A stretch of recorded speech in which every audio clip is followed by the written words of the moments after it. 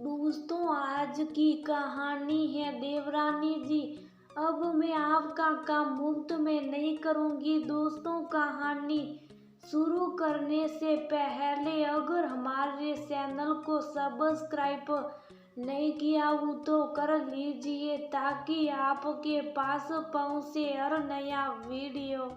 भाभी, आपके हाथों के बने खाने की कोई बराबरी नहीं कर सकता। आज बहुत दिनों बाद स्वादिष्ट खाना खाया, ऐसा लगता है पेट तो क्या आत्मा भी तृप्त हो गई। देवर जी रो ने पेट पर हाथ फेरते हुए कसकर डकार ली। हाँ जीजी, सच में आपके हाथों के बने व्यंजनों पकवानों की बराबरी कोई नहीं कर सकता। मैं तो तरस जाती हूँ ऐसे स्वादिष्ट खाने के लिए। काश कि आप मेरे घर के आसपास रह रही होती तो कम से कम इतना स्वाद भरा खाना तो खाने को मिलता। देवरानी शोभा ने अपनी जेठानी नंदिनी की ओर देखते हुए कहा, इसमें कौन सी बड़ी बात है। जब भी तुम लोगों का मन करे आ जाया करो और आने से पहले फोन कर दिया करो कि क्या क्या खाना मैं सब रेडी करके रखूंगी। नंदिनी ने अपनी तारीफ से खुश होकर कहा, सही तो कह रही है बड़ी बहू के पास ही तो समय ही समय है। तुम तो सर्विस करती हो, तुम्हें ढंग से खाना बनाने का समय ही कहाँ मिलता है। तभी तो नंदनों के लिए बढ़िया मुगोड़ी पापड़ कसरी सेब ससार मठरी लड्डू सब बनाकर देने की जिम्मेदारी इसको ही दे दी है। क्यों कि इसके पास करने को है ही क्या। पूरे दिन कोई तुम्हारी तरह कई सर्विस तो करती नहीं है। सासू माँ ललिता देवी ने बड़े ही मधुर शब्दों में कहा, सच में शोभा, मेरा भी सपना था कि मुझे भी जॉब वाली पत्नी मिले जो कदम से कदम मिलाकर मेरे साथ चले, लेकिन या तो किस्मत को कुछ और ही मंजूर था।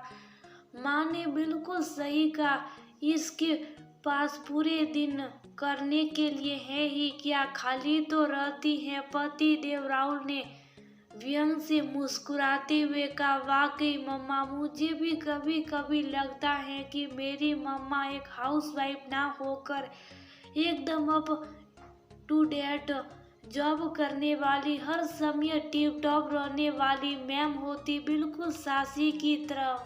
कम से कम अपने दोस्तों से मिलवाते अच्छा तो लगता है। इसलिए मैं तो कभी अपने दोस्तों को घर लेकर ही नहीं आता। बेटे साहिल ने सबकी बातों में हाँ मिलाते हुए कहा, नंदिनी को उनके ये शब्द इसके पास है ही क्या करने को पूरे दिन। सुबह जरूर, लेकिन तुरंत नजरअंदाज करके मुस्कुराते हुए सब समेटने लगी। सब खाना खाकर उठ भी गए, लेकिन नंदिनी से पूछने की जरूरत किसी ने नहीं समझी कि उसने खाया या नहीं।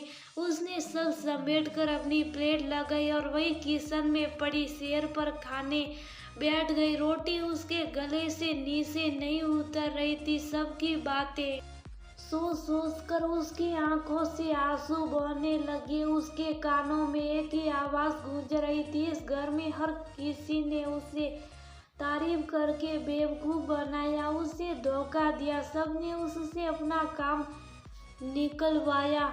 वह सबके दिल से सेवा भी करती रही, बदले में सुनती भी रही कि करती क्या हो, खाली तो रहती हो। अपने पति और बेटे की नजरों में ही कोई इज्जत नहीं। तभी मोबाइल की रिंगटोन से उसकी तंद्रा भंग हुई। देखा तो उसकी बेस्ट फ्रेंड नमिता का फोन था। उठाया, उसकी आवाज सुनकर वो बोली, तू रो रही थी, क्या हुआ, मुझे भी नहीं बताएगी। उसने जब इतने प्यार से पूछा तो वह बिना बताए रह ना सकी और रोते हुए अपने मन की सारी बातें उसे बताती चली गई। मैं तो तुझे हमेशा कहती थी, जिन शब्दों को तू तारीफ समझती है वो ये लोग तुझे धोखा देते, तुझे बेवकूफ बनाते हैं।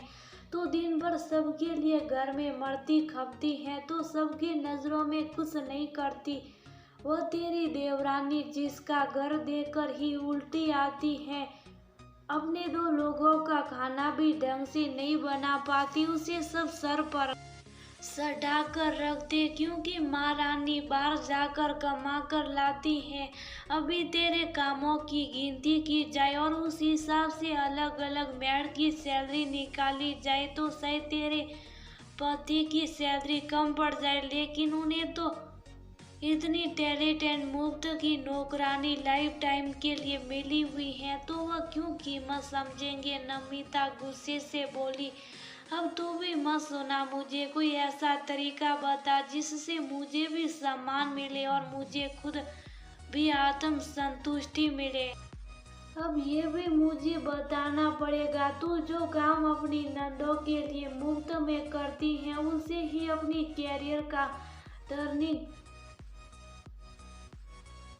पॉइंट बना, यानी कि आजकल ये बढ़िया मुगोड़ी पापड़ कचरी सिर्फ ससार मटरी लड्डू कोई घर पर नहीं बनाता, क्योंकि किसी के पास समय नहीं है, लेकिन सबको अच्छी गुणवत्ता का सामान चाहिए रहता और इसके लिए लोग अच्छी खासी कीमत देने के लिए तैयार रहते।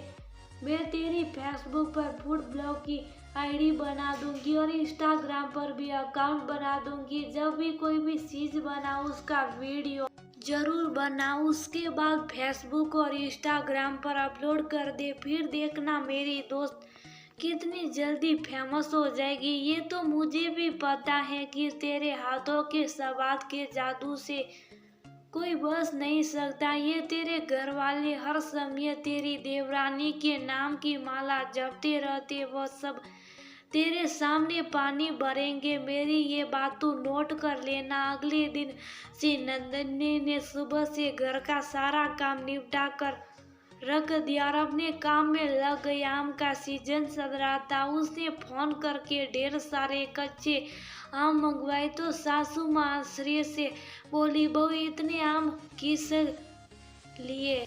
तब नंदिनी ने उन्हें पूरी बात बताई। तब तक पति देव भी आ गए और सुनती आग बबूला हो गई। ये काम ही बसा था, हमारी बेइज्जती करवाओगी। आप ही लोग कहते थे कि मैं कुछ करती नहीं हूँ, कुछ कमाती नहीं हूँ, तो मैंने भी सोचा कि कुछ कर लिया जाए और इससे अच्छा कोई काम मुझे समझ में नहीं आया, जहाँ मैं खुद ही मालकिन, खुद ही कर्मचारी हूँ और पति देव। कोई काम छोटा नहीं होता, मैंने सोच लिया है तो अपने कदम पीछे नहीं लूंगी।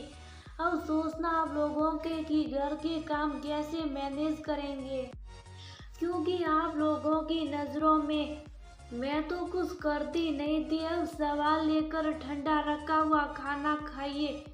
अब मैं भी किसी का काम मुफ्त में नहीं करूंगी, बल्कि अपनी मेहनत का मेहनताना वसूल करूंगी। इतना कहकर वह अपने काम में लग गई। नंदिनी का काम हाथों हाथ चलने लगा। वह घर से सारा सामान बनाकर ऑर्डर पर सप्लाई करने लगी। धीरे धीरे जब आमदनी अच्छी होने लगी तो उसने 2 काम वाली लगा दी, जिससे उसका काम थोड़ा आसान हो गया। उसमें उसकी दोस्त नमिता ने उसका पूरा साथ दिया। उसके फूड ब्लॉग लोगों को बेहद पसंद आते। उसने घर वालों की परवाह करना ही छोड़ दिया। कौन क्या कहता है, किसको क्या अच्छा लगता, किसने खाना खाया या नहीं खाया, आत्म संतुष्टि और आत्म सम्मान की चमक उसके चेहरे पर